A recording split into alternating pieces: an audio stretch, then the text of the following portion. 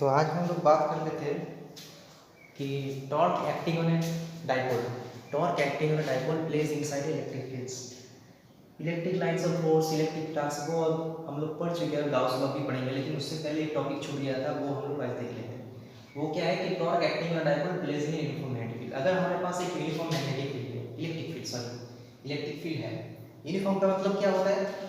Uniform का मतलब होता है लाइंस ऑफ फोर्स का गैप इक्वल होता है, यूनिफॉर्म इलेक्ट्रिक फील्ड है। नॉन यूनिफॉर्म का मतलब क्या होता है? नॉन यूनिफॉर्म मतलब ऐसे ऐसे ऐसे ऐसे ऐसे, मतलब यहाँ पे लाइन बहुत ही सटा हुआ है, यहाँ पे हल्का है, मतलब यहाँ पे इलेक्ट्रिक फील्ड कम है, मतलब कहाँ पे ज़्यादा हो गया, कहाँ पे कम हो गया, वो नॉन यूनिफॉर्म फील्ड होता है, जहाँ पे lines of force equally distribute नहीं रहता है।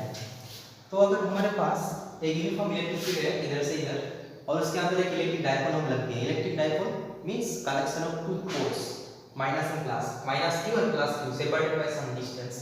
ये वाला डिस्टेंस क्या है? डिस्टेंस है 2a। वो हम लोग पढ़ चुके थे। वो डाइपोल के ऐसे लगते हैं, कुछ एंगल का लगते हैं। डाइपोल मोमेंट कितना एंगल बनाया है? थीटा एंगल बनाया है।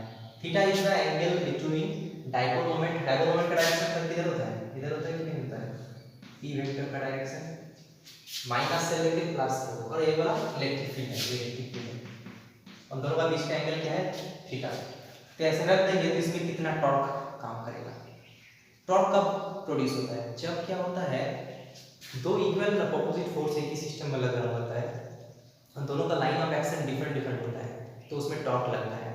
ठीक है, जैसे कि इसमें अगर हम लोग इधर खींचेंगे 3 न्यूटन, इधर 3 न्यूटन, तो वो उसमें टॉर्क नहीं आएगा। लेकिन अगर इसको इधर ऐसे है, हम लोग इसको इधर 3 न्यूटन देंगे और इसे इधर 3 न्यूटन देंगे, तो 3 और 3 मिला के 0 होना चाहिए था, लेकिन हाँ 0 तो है नेट फोर्स, लेकिन यहाँ पे टॉर्क लग जाएगा, ऐसे हो जाएगा, वो घूम जाएगा, टॉर्क लग जाएगा, क्योंकि दोनों का लाइन ऑफ एक्शन अलग अलग है। वो हम इसका लाइन ऑफ एक्शन इधर, इसका लाइन ऑफ एक्शन इधर, तो उसमें एक टॉर्क लगता है। तो यहाँ पे भी है, यहाँ पे मान लेते हैं कि Q चार्ज है, तो उसमें कितना फोर्स लगता है? Q × E लगता है इलेक्ट्रिक फील्ड में, और यहाँ पे माइनस Q है, तो इधर लगेगा Q × E।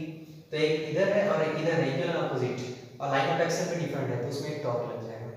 तो वैसे टॉर्क का फॉर्मूला क्या होता है? टॉर्क मतलब force multiplied by perpendicular distance between line of actions. यहाँ पर हम लिख सकते हैं कि टॉर्क का simple torque is equal to क्या लिख सकते हैं? Force multiplied by perpendicular distance. तो फोर्स कितना लग रहा है? बोलो Q × E। परपेंडिकुलर डिस्टेंस क्या है? उसे हम लोग मान लेते हैं परपेंडिकुलर डिस्टेंस, ये वाला परपेंडिकुलर डिस्टेंस x है। समझ में आया कि नहीं आया? एक फोर्स इधर लग रहा है, एक फोर्स इधर लग रहा है। परपेंडिकुलर डिस्टेंस क्या है? ऐसे इसको बढ़ाना पड़ेगा, इसको थोड़ा सा इधर बढ़ाएंगे, अगर इसके एक इधर जा रहा है, इधर जा रहा है, this is the perpendicular distance. तो वही वाला x, तो x के जगह हम क्या लिख सकते हैं? देखो, ये अगर x है, a थीटा है, तो मतलब a भी थीटा होगा। ये वाला x है, ये वाला 2a है, तो यहाँ पे हम लोग x क्या लिख सकते हैं? x हम लोग लिख सकते हैं कि x = 2a sin theta, 2a sin theta. तो यहाँ पे क्या हो गया? q मल्टीप्लाइड बाय 2a एक हो गया, यहाँ पे e, यहाँ पे sin theta. q multiplied by distance मतलब p, यहाँ पे e, यहाँ पे sin थीटा। तो फॉर्मूला क्या हो गया? p e sin theta. मतलब इसको हम लोग कैसे भी लिख सकते हैं? p क्रॉस e लिख सकते हैं। टाउ वेक्टर, वेक्टर फॉर्म में लिखेंगे तो ये वाला आ जाएगा टाउ का फॉर्मूला। ठीक है, तो अब हम लोग बात कर लेते हैं गाउस लॉ के बारे में। ठीक है, तो गाउस लॉ में क्या होता है? इलेक्ट्रिक फ्लक्स के रिलेटेड एक लॉ है जो हम लोग पढ़ चुके हैं, मतलब इलेक्ट्रिक फ्लक्स के बारे में हम लोग पिछले दिन पढ़ चुके हैं। आज हम लोग क्या कर रहे हैं? उसके रिलेटेड एक लॉ को डिस्कस करेंगे। उसका स्टेटमेंट देख लेते हैं कि total flux through a closed surface is equal to the total charge by epsilon 0। Okay, total जो फ्लक्स होता है एक क्लोज सरफेस में, उसमें कितना फ्लक्स होगा? Q enclosed by epsilon 0। Close surface का मतलब क्या होता है? मान लेते हैं कि एक क्लोज सरफेस है। क्लोज सरफेस मतलब कोई ओपनिंग नहीं है, इसमें पूरा क्लोज होता है इसके सरफेस में। तो उसके अंदर मान लेते हैं कि एक चार्ज है, कुछ भी चार्ज है, टोटल एनक्लोज, 2-3 चार्ज भी रह सकते हैं। हमको क्या करना है? समेशन लेना है, मतलब उसका अंदर जितना भी चार्ज है सबको समेशन करना है, टोटल चार्ज एनक्लोज। ओके, अब उसमें क्या लिखना होगा? Q enclosed by epsilon 0। अब Q enclosed मतलब जितना भी यहाँ पे चार्ज होगा, प्लस होगा कि माइनस होगा, सब जोड़ के जो टोटल चार्ज बनेगा वो यहाँ पे बैठाना होगा। और एप्सिलॉन जीरो का वैल्यू हम लोग को पहले से ही मालूम है, तो उसका वैल्यू पे लिख देते हैं हम। ठीक है, एप्सिलॉन जीरो का वैल्यू है उसका यूनिट पे ऐसा ही है। तो ये पता हो गया flux equals to q equals to epsilon zero, ये हो गया गाउस लॉ का एक्सप्रेशंस। और इस गाउस लॉ को हम लोग क्या करेंगे, अप्लाई करके हम लोग इलेक्ट्रिक फील्ड निकाल सकते हैं। क्योंकि फ्लक्स के अंदर क्या होता है, फ्लक्स मतलब electric field dot S vector, पिछले दिन हम पढ़ चुके हैं कि E डॉट एस वेक्टर वो होता है टोटल फ्लक्स। तो यहाँ पे क्या होता है, इंटीग्रेशन करना पड़ेगा, क्योंकि फ्लक्स जब हम निकाल रहे होते हैं तो वो जो सरफेस होता है वो हमेशा क्या होता है, प्लेन सरफेस नहीं होता है, कर्व सरफेस भी हो सकता है। तो उसमें क्या करेंगे, E डॉट ds, ds मतलब छोटा छोटा उसको डिवाइड कर लेंगे पार्ट पे, उसके बाद उसका अलग अलग फ्लक्स निकलने के बाद उसको समेशन और इंटीग्रेशन करेंगे। ठीक है, तो इंटीग्रेशन करने से क्या होगा, टोटल फ्लक्स मिल जाएगा। ठीक है, तो अब हम लोग इसको थोड़ा सा अप्लाई करके देख लेते हैं। Field due to infinitely long wire, मान लेते हैं कि हमारे पास ऐसा वायर है, एक इनफाइनाइटली वायर है। इनफाइनाइट वायर मतलब it is extend from plus infinity to minus infinity. ठीक है, इसके अंदर क्या है, चार्ज है, मान लेते हैं कि प्लस चार्ज है, इसके अंदर कुछ चार्ज है। और यहाँ पे क्या है, lambda is the charge density. Lambda क्या है, चार्ज डेंसिटी। चार्ज डेंसिटी है मतलब चार्ज पर यूनिट लेंथ। क्योंकि वायर जो है इनफाइनाइटली लॉन्ग है तो इसमें टोटल कितना चार्ज रहेगा वो इंपॉर्टेंट नहीं है, यहाँ पे इंपॉर्टेंट है कि यहाँ पे पर यूनिट लेंथ में कितना चार्ज है, इसीलिए lambda is the charge density, वो कुछ भी हो सकता है। ठीक है, अब इस पे क्या करना पड़ेगा, यहाँ से r डिस्टेंस दूरी पे यहाँ पे इलेक्ट्रिक फील्ड हमको निकालना होगा।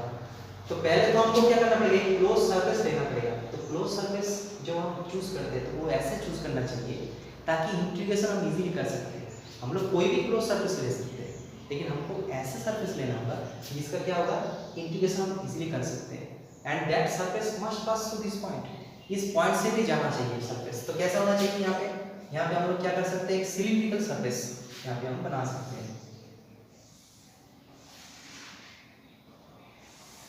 इसका लेंथ कितना होगा, लेंथ कुछ भी हो सकता है, हम x मान लेते हैं, इसका लेंथ x मान लेते हैं। ठीक है, और l भी मान सकते हैं, l is the length of the surface. तो यहाँ पे अगर हम लोग गाउस लॉ लगाएंगे तो क्या होगा, देखो E डॉट ds वेक्टर, ये फ्लक्स टोटल फ्लक्स निकालेंगे, फ्लक्स इसका इंटीग्रेशन करना पड़ेगा क्लोज सरफेस।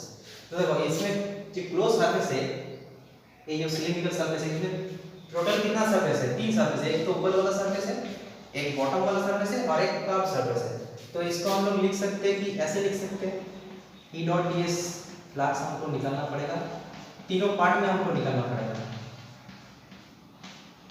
ठीक है, इसमें क्या लिखेंगे, बॉटम, इसमें लिखेंगे टॉप और इसमें लिखेंगे कार्ड। तीनों सरफेस है, तीनों में लाना पड़ेगा। अब देखिए जो यहाँ पे इलेक्ट्रिक फील्ड है वो किधर जाएगा, इलेक्ट्रिक फील्ड का डायरेक्शन तो हमेशा आगे फ्रॉम होता है, ऐसा होता है, ऐसा होता है, ऐसा होता है, ऐसा होता है। तो अगर हम लोग बॉटम सरफेस में काम कर रहे हैं तो बॉटम सरफेस में इलेक्ट्रिक फील्ड तो इधर है और एरिया वेक्टर है वो किधर है, डाउनवर्ड है, एरिया वेक्टर इधर है, क्योंकि हमको मालूम है area vector is always perpendicular to the surface होता है।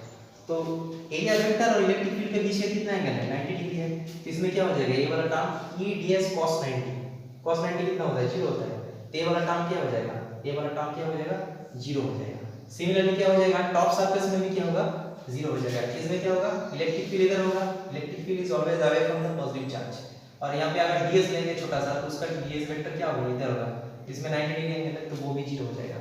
लेकिन जो कर्व सरफेस है उसमें क्या होगा, उसमें अगर थोड़ा सा ऐसे ds लेंगे, ds वेक्टर ऐसे लेंगे तो ds वेक्टर जिधर है इलेक्ट्रिक फील्ड भी उधर है, मतलब एंगल 0 है। तो E ds cos 0 तो वो क्या हो जाएगा, E ds cos 0, cos 0 का मतलब क्या होता है, 1 होता है।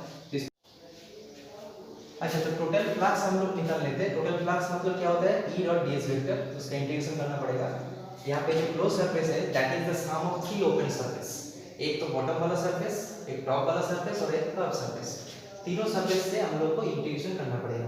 तो इधर दिस प्लस दिस तीनों ओपन सरफेस मिला के क्लोज सरफेस बना है। अब पहला वाला जो बॉटम सरफेस है उसमें देख लेते हैं। बॉटम सरफेस में क्या है, जो ds है मतलब एरिया वेक्टर वो डाउनवर्ड है और इलेक्ट्रिक फील्ड क्या होता है वो इधर होगा, क्योंकि electric field is always away from the positive charges. So यहाँ पे एंगल कितना बना, 90। सिमिलरली टॉप सरफेस में भी, तो तो दोनों ही केस में क्या हो जाएगा, इसका फ्लक्स जीरो हो जाएगा कि ई डॉट डी एस मतलब ई डी एस कॉस 90 तो जीरो हो जाता है। और कर्व सरफेस में क्या होगा, उसका एंगल जीरो होगा, क्योंकि कर्व सरफेस में क्या होता है, इलेक्ट्रिक फील्ड इधर जा रहा है और जो एरिया वेक्टर है वो भी एक ही साइड में जा रहा है, मतलब दोनों के बीच का एंगल जीरो है। तो हम लोग cos जीरो बैठाएंगे, cos जीरो मतलब 1, तो ई डी एस इसका इंटीग्रेशन करना पड़ेगा।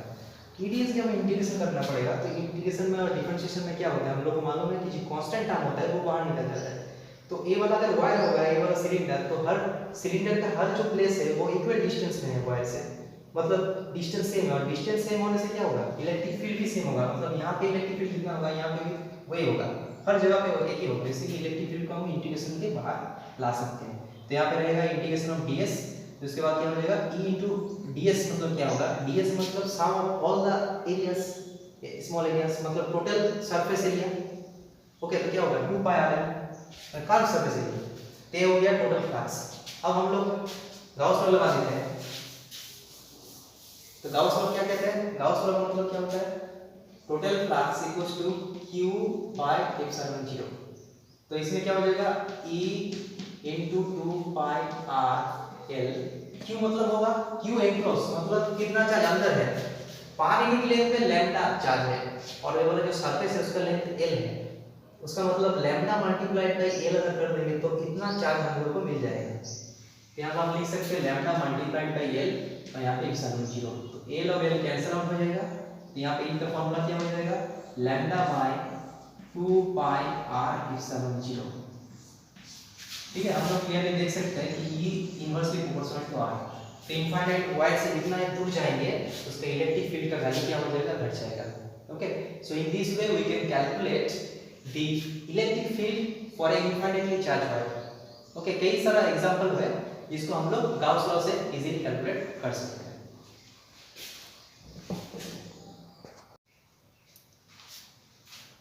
तो अब हम लोग दूसरा जो एप्लीकेशन है गाउस लॉ का वो उसके बारे में थोड़ा सा डिस्कस कर लेते हैं। ठीक है, अब हम लोग क्या करेंगे कि field due to infinitely charge sheet,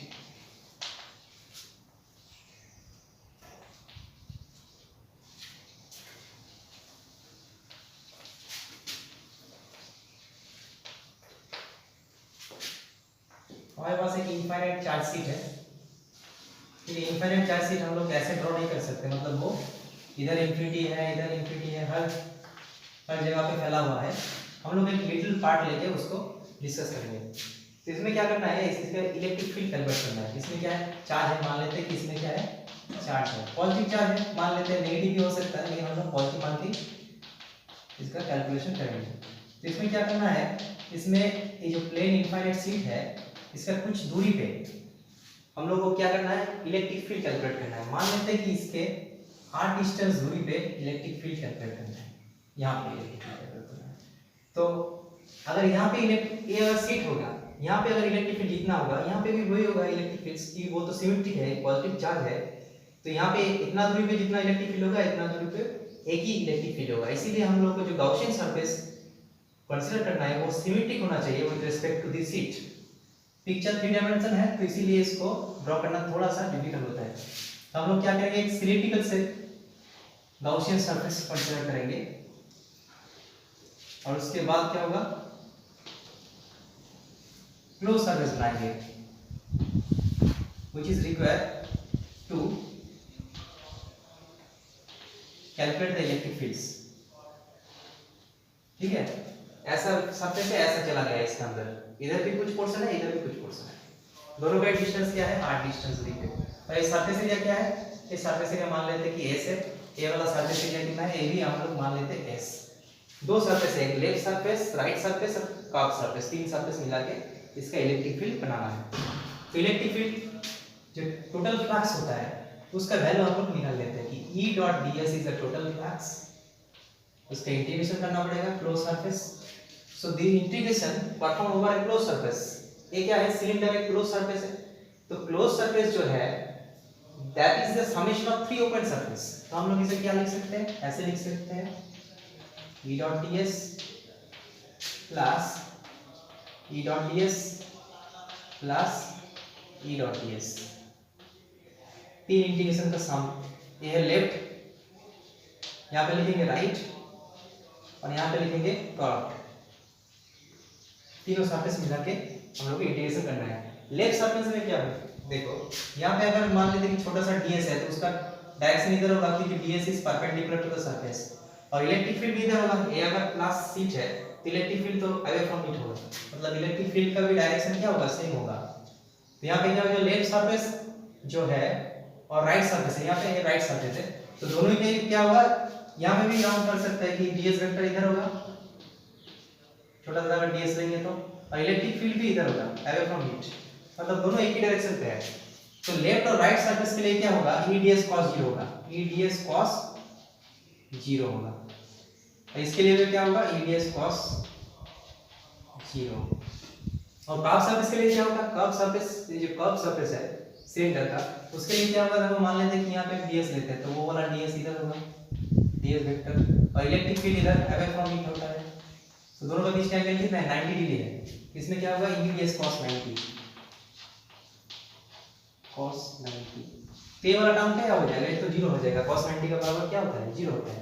इसमें क्या हो जाएगा, eds, तो eds, ds बाहर निकल सकते हैं, सॉरी e बाहर निकल सकते हैं, e तो कांस्टेंट है, यहाँ पे भी e बाहर निकल सकते हैं, ठीक है। ये लेफ्ट सरफेस में था, लेफ्ट सरफेस का एरिया कितना था, s, मतलब ds टोटल एरिया s है, छोटा एक एरिया ds है, तो ds ds करके जब इंटीग्रेशन करेंगे तो टोटल एरिया मिल जाएगा इसका। तो टोटल एरिया कितना होगा, e into s, ये में राइट सरफेस के लिए e into s होगा, मतलब 2es, ये हो गया total flux through the surface. अब गॉस लॉ लगाते हैं। गॉस लॉ मतलब क्या है, phi equals to q enclose by epsilon 0। Phi का वैल्यू क्या है, 2es है, तो इसको ऐसे लिख देते हैं 2es। q एनक्लोज मतलब क्या होता है, देखो यहाँ पे एक चीज असम्पशन हम लोग कर रहे हैं, वो है कि sigma is the charge density.